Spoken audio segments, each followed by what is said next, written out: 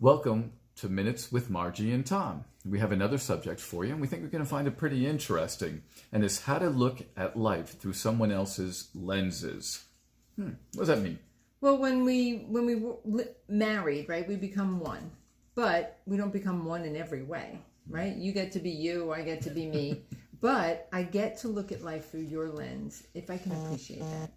Like I know when early on, before I knew anything about couples and how to be married, I just thought when you thought something that was completely out of my ballpark, I was like, that's whacked.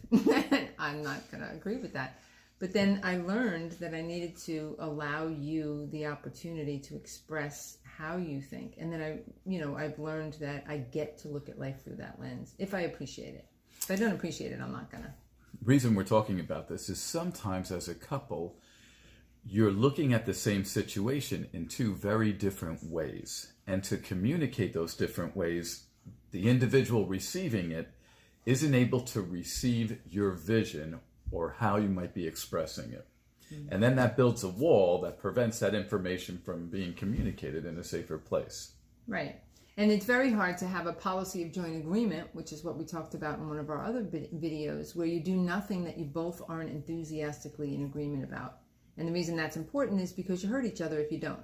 So it's hard to have that if you don't appreciate how your spouse looks at things, because it's going to be different from the way that you look at them. But like all things, it takes practice and recognizing when it doesn't work. Fortunately, that's how it usually works. You don't recognize it until something goes wrong, and then you're like, oh my goodness, what can we do to correct this? I think a lot of times we don't expect marriage to be work. Like we just want to be married and life's work and do all the other stuff, and then things get in the way. So in order to, the reason that we're doing these videos is so that we can help you to recognize that it takes a level of work to make your marriage great.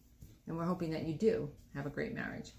So let's give an example. Can you think of an example? Well, I think we want to bring up some of those harder subjects. Finances is always an issue. So Margie sees finances differently than I do. We might have an expense, and she is looking at a solution on one perspective, and I'm looking at a solution on another perspective. And when we talk about it, we both have our solutions, but we aren't able to communicate or see the other person's solution, which might be better than ours.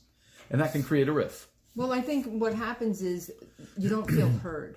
I think an important thing to recognize is that we need to help the other person feel heard. And we've gotten into quite a few issues over not feeling heard. So we're practicing doing this better and recognizing that maybe, like I can even think, like, is he feeling heard? Did I hear him? Did I give him the impression that I've heard him? And that makes a huge difference. So that's a big part of it. And then also he has to explain to me why he's thinking that way. And sometimes I'll be like, oh, okay, I still don't get it. But could you do it again? Try another way to explain to me how you're looking at it. And then eventually I'll understand how he's looking at it. It doesn't necessarily mean I agree with it, but now I have a better understanding of where he's coming from. And that's where we can work on a third option if we can't be either one of ours. I think one of the key aspects is while you're working at it is trying to keep your heart open and your mind where you don't get defensive or feel like you have to prove your point because you're not being heard. And that kind of builds up again, once again, when we don't recognize it and try to find that safe place and that peaceful place where we're able to receive and communicate in a safe place. And that's an important thing that you said, Tom, is that if we don't feel heard, we get defensive. And then there's no communicating. Then everybody's just going to go to their corners and stick their feet in there and hold their own. Or it can escalate and turn into something much worse. Right, and it doesn't need to get there. No, it really doesn't. It's just a muscle, once again, that you want to try to recognize and then start exercising.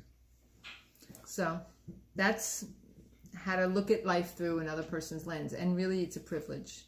If you really look at it as a privilege, the only other person in the whole universe that we get to look at life through his lens sometimes is God, because he put his spirit in us.